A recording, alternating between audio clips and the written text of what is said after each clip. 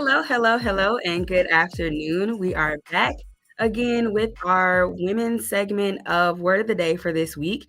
The whole woman dealing with our greatest issues. We have had an amazing time together since this Tuesday, Wednesday, and Thursday broadcast. And today, again, we're back with the same thing.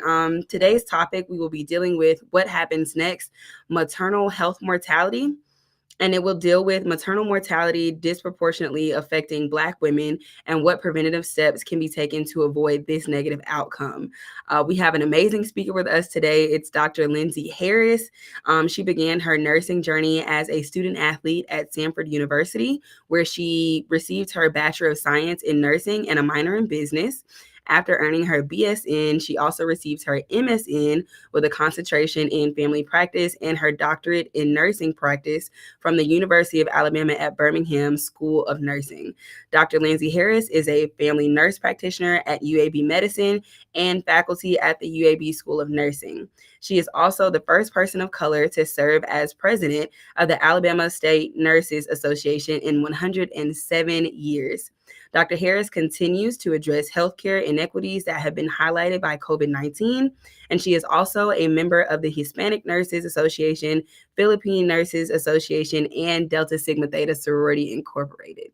So we're going to welcome on Dr. Lindsey Harris. Hello.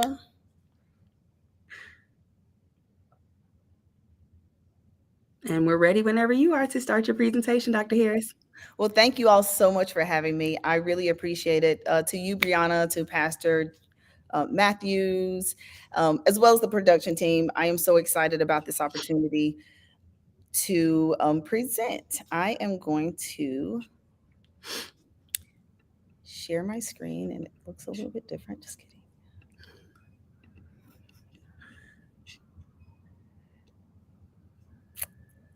All right. And are you all able to see this? Brianna, if you'll let me know if you're able to see my screen. Yes, I can see your screen. Wonderful. Okay, so today we're going to talk about maternal mortality and what happens next. I will just give you a little bit of background about myself. I recently had the opportunity, aside from what Brianna just mentioned, I recently had the opportunity to go to Washington, D.C. and do a fellowship in the House of Representatives with Representative Lauren Underwood. And I worked on issues at a national level, such as maternal mortality. So it is a subject that is near and dear to my heart. And it's also something that women across the country, but especially in Alabama, should definitely pay very close attention to. I have a video that we are going to play now. Daddy surprised me, and it's amazing. So let's talk about this woman who is Kira Dixon Johnson. We're talking about a woman who was far better than I ever deserved and made me far better than I ever thought I could be. We're talking about a woman that raced cars, who ran marathons, who had her pilot's license. Talking about a woman who spoke 4 languages fluently and who taught me so much, not only about myself, how to be a father, but just about love. We walked into Cedars-Sinai Medical Center with Kira on April 12th of 2016 with a woman that was not just in good health, she was in exceptional health. Hey, Mommy. Hi, Daddy. Hey, Winston. She went in for the procedure. Shortly after that, we were taken to delivery. God blessed us with another substantially, amazingly healthy, beautiful baby boy.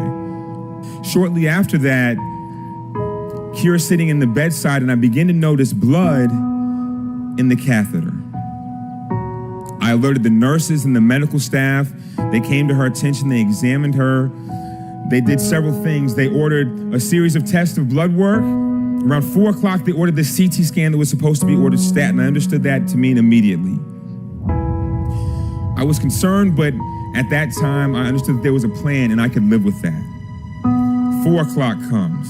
5 o'clock comes, still no CT scan. 6 o'clock comes, they perform an ultrasound. They see that her abdomen is filling with fluid. Her blood work comes back.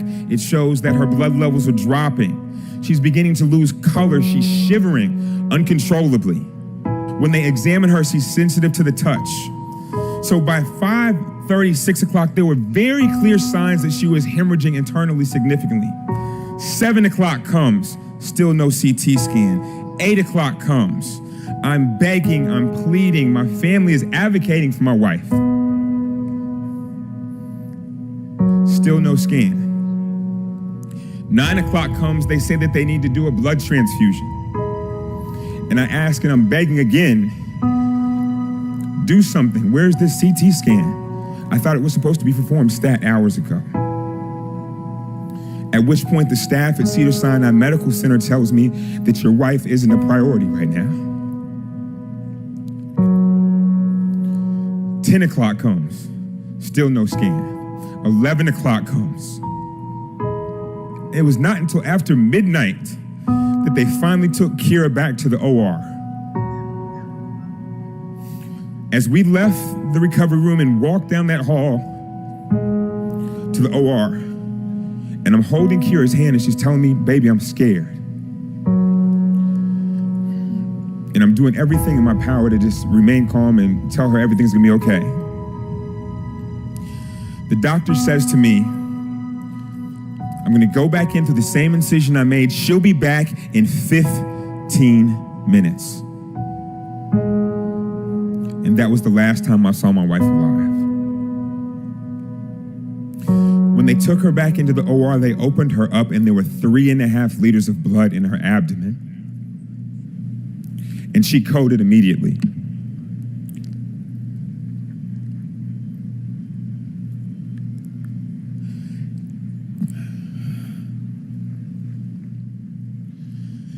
Kira deserved better.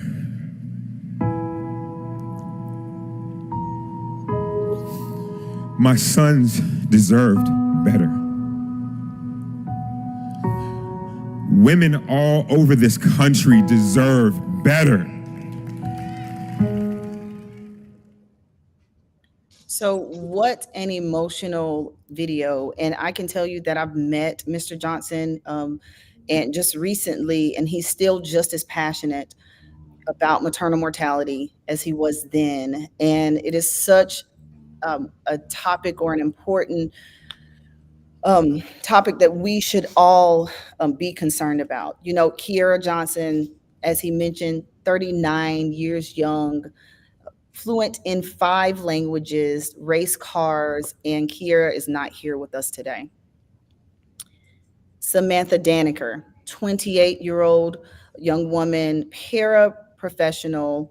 She also was an avid volunteer for the Have a Heart Foundation. And Miss Daniker is not here with us today. Charlene Flores, she's a 29-year-old female, leaving behind 4 daughters and a husband. And Miss Flores is not here with us today.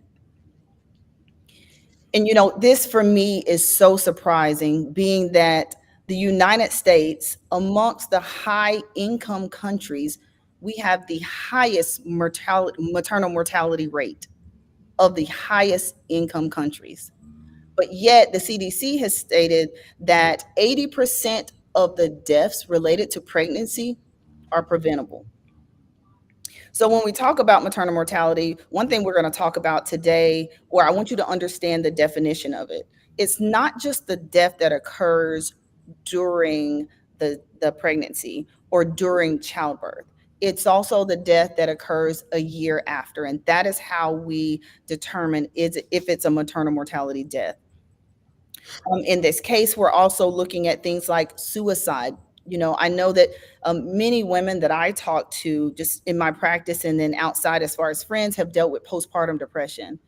You have overdose. You have other deaths just related to pregnancy, like hemorrhaging after, or hypertension or high blood pressure after. So different complications of death. So maternal mortality, we kind of talked about this, but if you look at the chart and then the startling statistics, 32.9 deaths per 100,000 births die.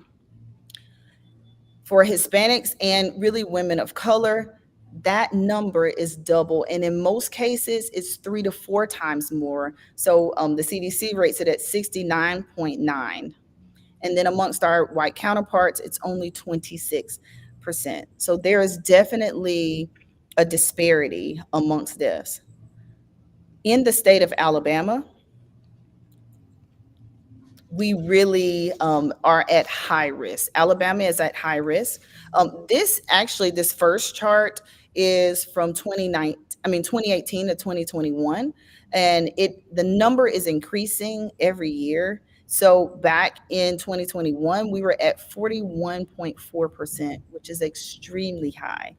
And then our preterm births are even higher. So Alabama is really at risk, and this is something that we need to speak about. We as women, we as mothers, we as sisters, we as caregivers. So just a little history about Black maternal health. So a man named James Marion Sims, who is considered the father of modern gynecology, who actually he was a surgeon, he created the speculum, he created the Sims position, he created a surgical technique to repair like severe complications of obstructive childbirth. Amazing in his own right, we still utilize these techniques and tools today. But on the contrary, he operated on enslaved women, utilizing no anesthesia. And unfortunately, even in some textbooks, it has been seen or misconceived that Black people, Black women, do not feel pain as our white counterparts, or the same amount of pain.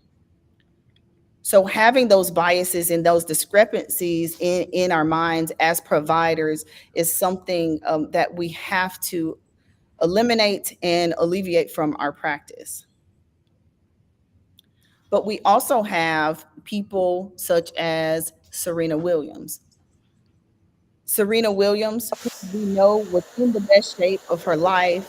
Serena Williams, who could possibly purchase the entire hospital and have every nurse in the hospital to take care of her while she's, giving birth. Every physician had a near-death experience.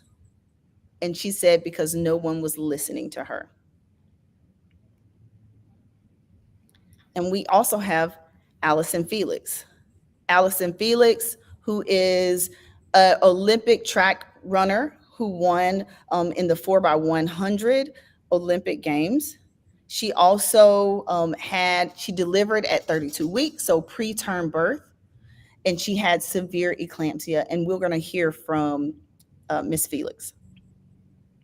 I was so married to my birth plan. I imagined what it would be like, and I studied and I read and I went to classes, and I felt really prepared to have this natural birth.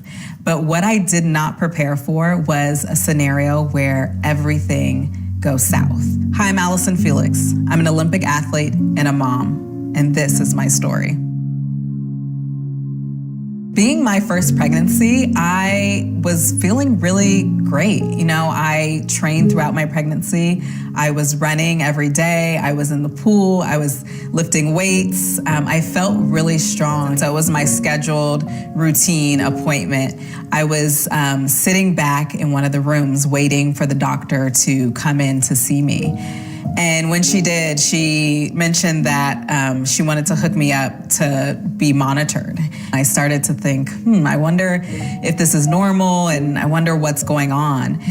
And finally she came back and she said that she had some concerns and she wanted to send me to the hospital for further testing. That's when my heart kind of sank and I was like, wow, this must be something, I kind of heard of the statistics of Black women being more at risk for complications, but being a professional athlete, I never imagined myself in this situation. At 32 weeks, I was diagnosed with severe preeclampsia. My husband was coming from work and he met me there, and we were sitting together, and the doctor came in, and she just said that things were still concerning and that they wanted to admit me to the hospital.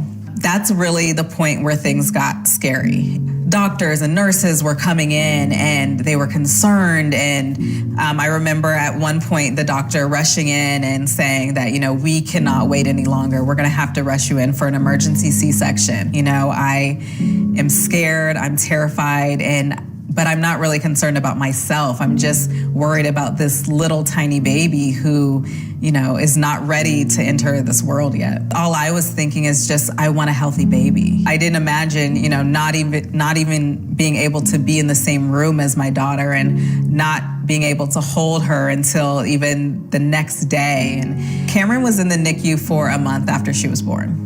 I stayed in the hospital for a while, and I had some complications that come along with preeclampsia. It was just a really scary, tough situation, but I feel so blessed that I came out on the other side of it. There are so many women who do not walk out of the hospital. They are not there to raise their children. I really want women just to be aware, to know if they're at risk, to have a plan in place, to not be intimidated in doctors' offices, and to be heard, to be persistent about anything that does not feel normal, because I know how important it is. I know how scared I was, and I know how I didn't feel prepared or educated, and I don't want anyone else to feel that way.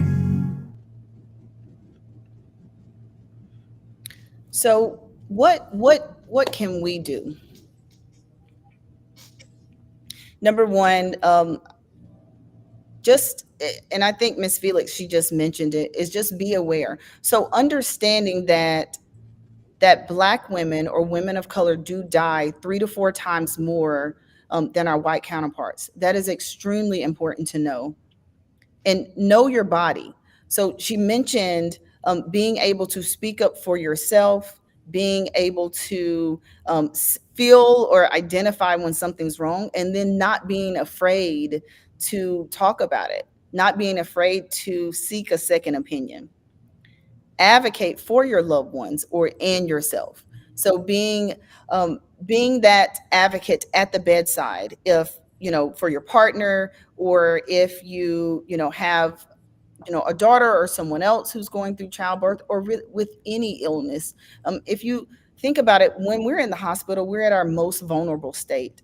When we're going to the doctor and we're sick, we are vulnerable at that time. So being able to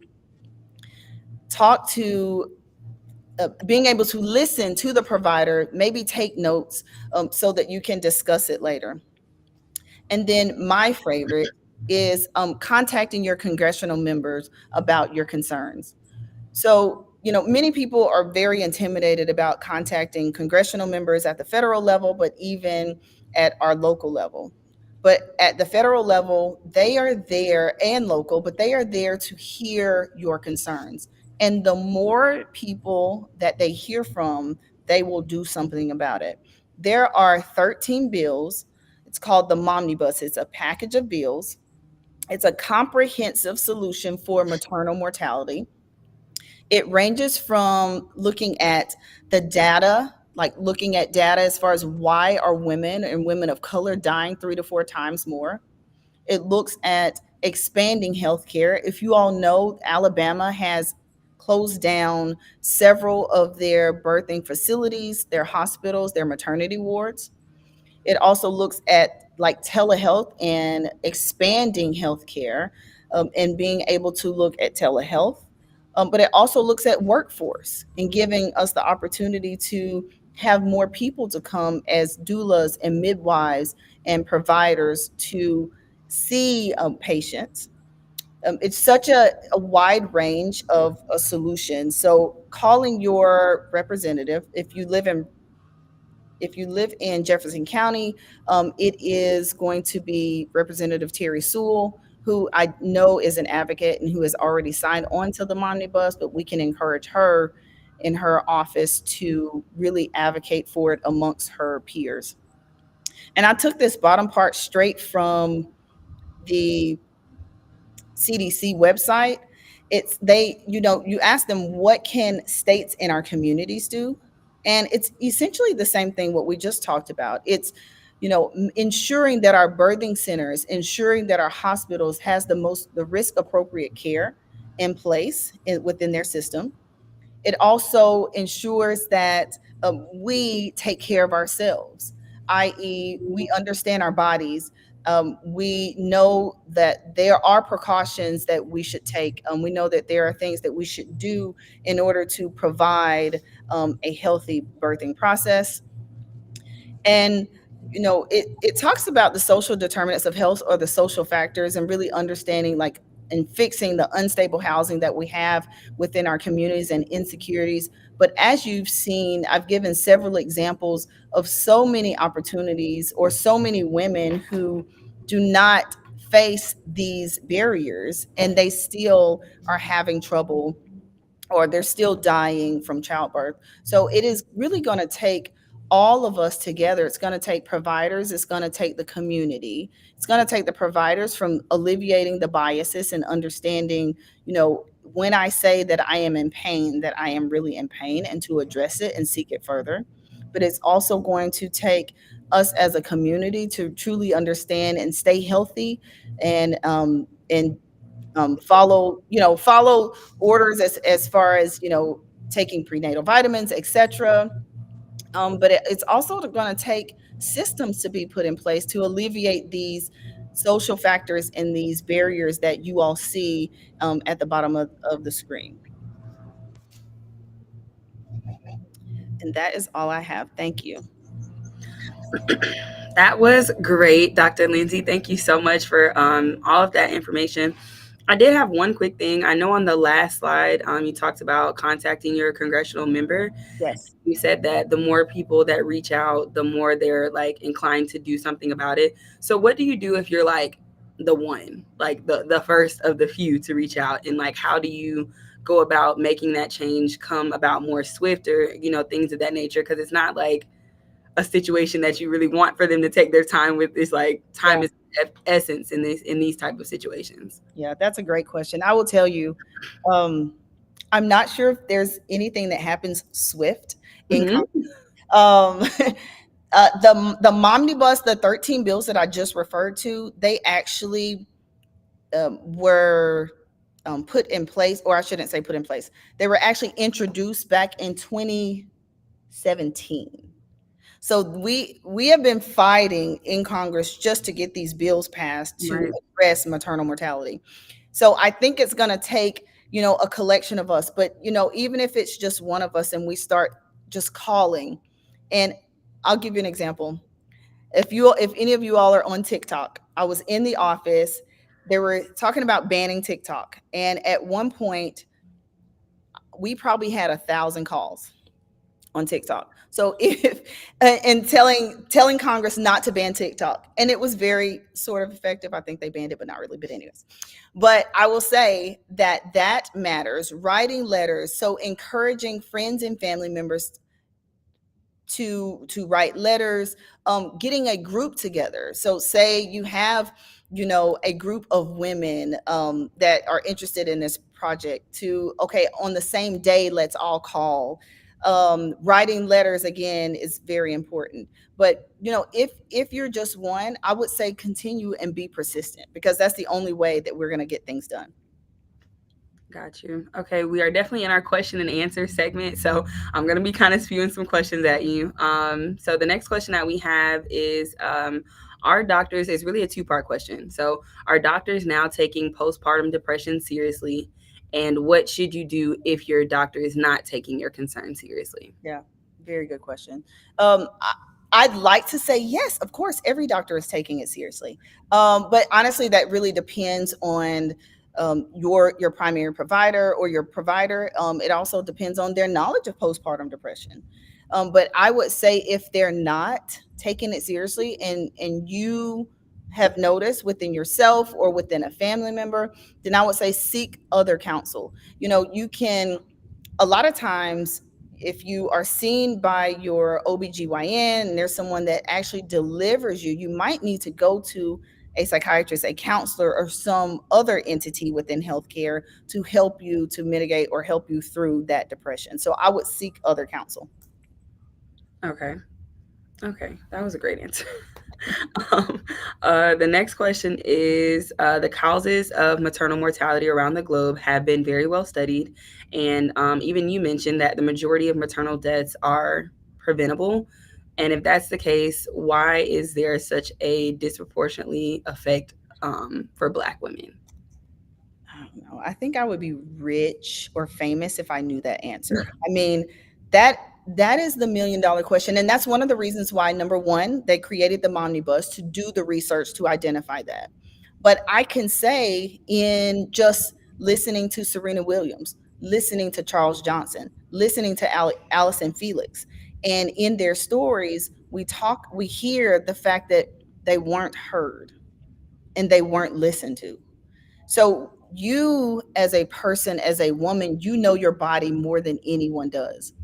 And so if you are having a provider, and whether that be, within the maternal space or within, I'm having headaches every day, etc., then it's time for you to identify another provider and get a second opinion, because you have to advocate for yourself. No one can advocate for yourself as good or as better as you. And I would definitely encourage that. I mean, why we are worse off,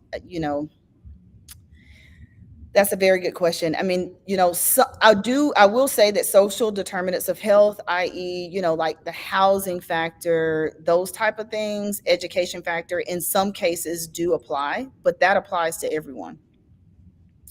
Um, so yeah, I don't know the answer to that question, but I can tell you that the biggest part that really concerns me is really not being heard. And so please, just please advocate for yourself and seek a second opinion.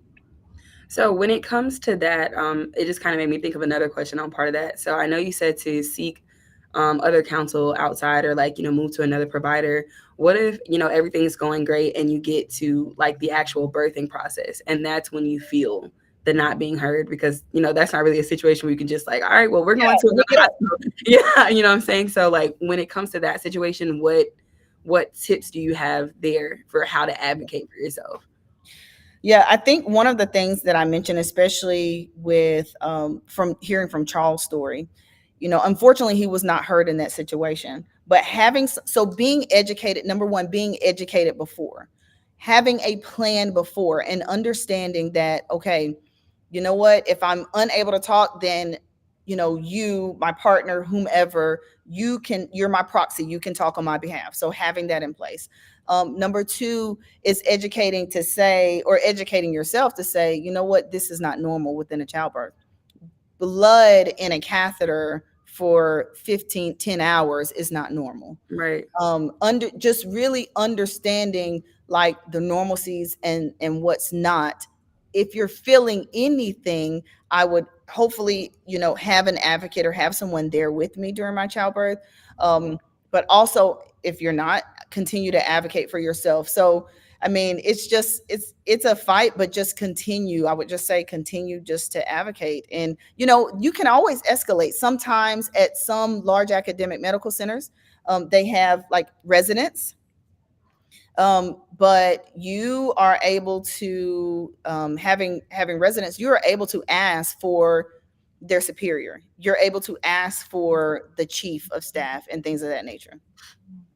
That was a great answer. I really was interested in that because I had a conversation with my mom before, when we were talking about the different topics, and I told her, like, especially with this topic, the biggest thing for me was, I've gone through this now, but my mom was the advocate in the room for me. Like, there were a lot of times where, even though, I'm grown, I'm older, but I was just like nervous. And then like my mom would just like step in. And I was just like, I really appreciate you just for even being in the room for me. Because when I didn't know what to say or how to communicate what I was feeling and things of that nature, like she was that for me. So I definitely hear what you're saying with having like a person there that you can count on to advocate for you. And her biggest thing was like, everybody else in there is worried about the pregnancy, but my mom's focus was me. So having an advocate that cares about you and your well-being and making sure that you're okay during that process and not just we're trying to get a baby out. You know what I'm saying? So Absolutely. I definitely agree with that.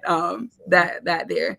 I think somebody asked in the story that you shared, I think this was Mr. Johnson, what could have been done to save her had the CT been done sooner? Like we hear that being mentioned a lot in the story, so I guess they're wondering like what would that have prevented? Yeah. And he mentioned it.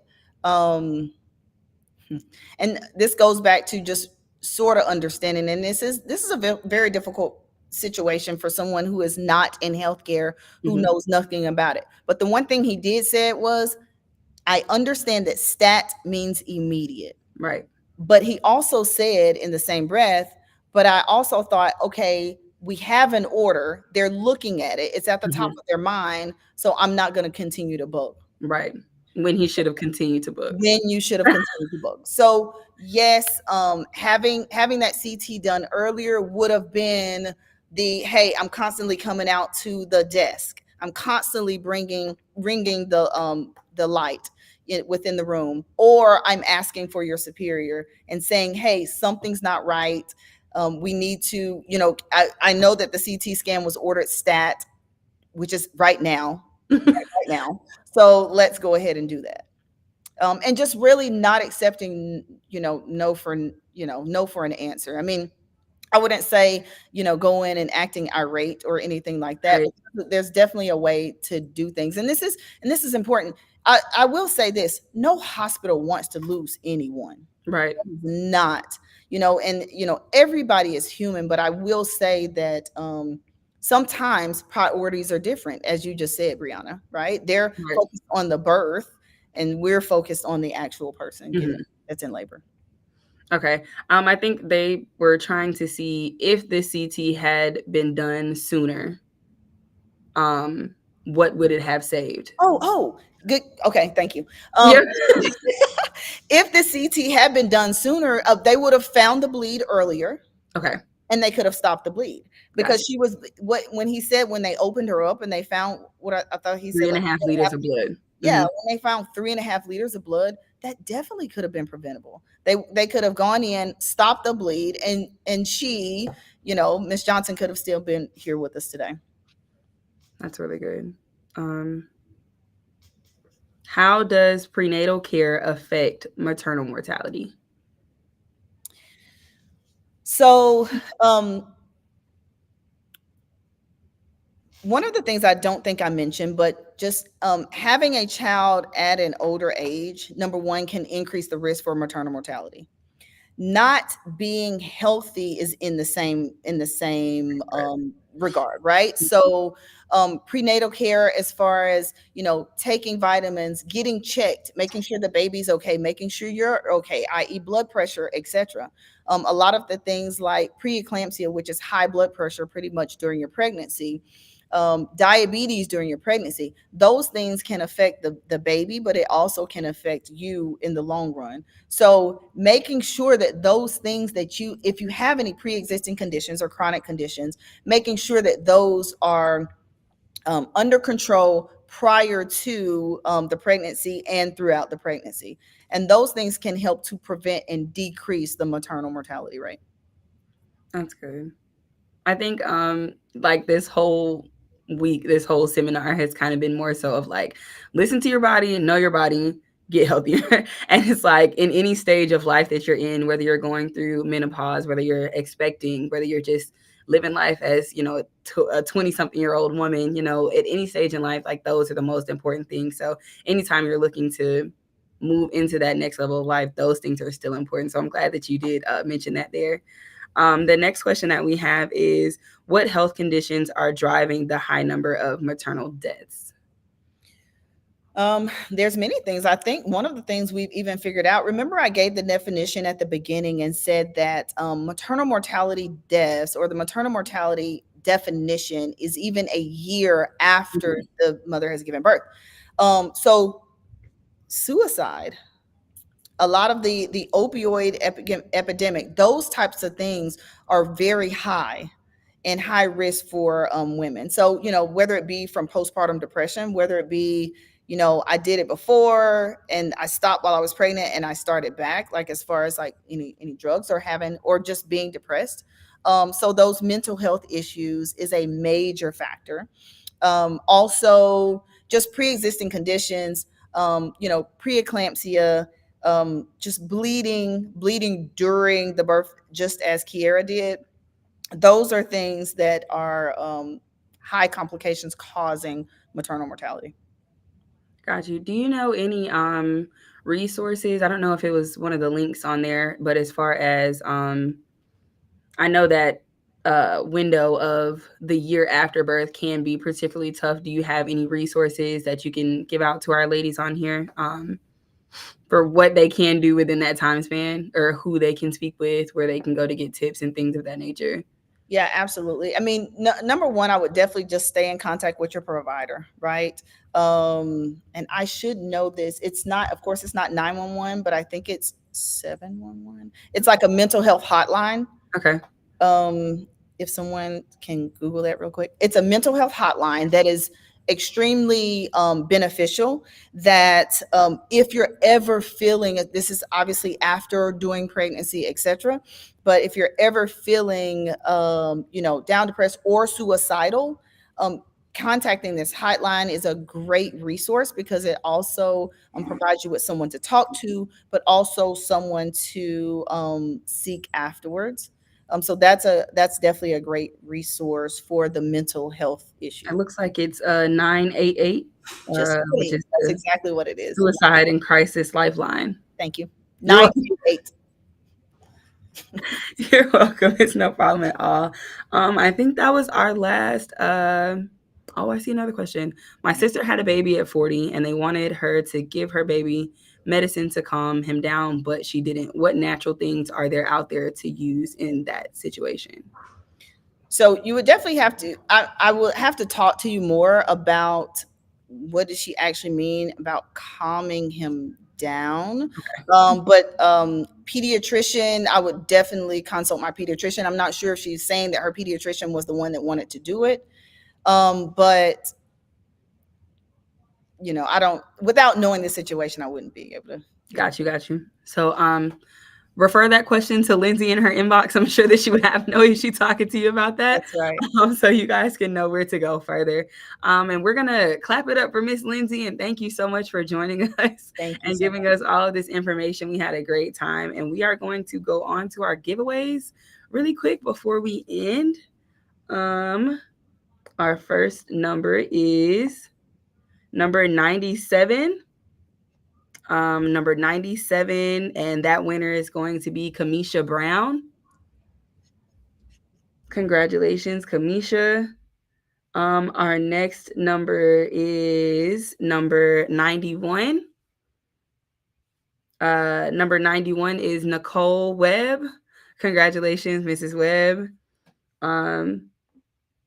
Next number 10 for Kimberly Spence. That's a mom and a daughter duo. You guys have won like back to back from yesterday and today. So congratulations to Kimberly Spence. The next number is 122, which is going to be Angela Wilder. Angela Wilder, congratulations to you. And our last number is number 3, which is Angela Gilmore. So congratulations to you, Angela Gilmore. Congratulations to our 5 ladies. And again, thank you so much, Dr. Lindsey Harris, for all of this information. We greatly appreciated it. I see a lot of people on here saying, they needed this information when they were new moms. But I know this means that they'll be able to share it with someone who is entering into that journey as well. So thank you so much for that. Thank you all for having me. All right. Thank you so much. And we will see you guys next time.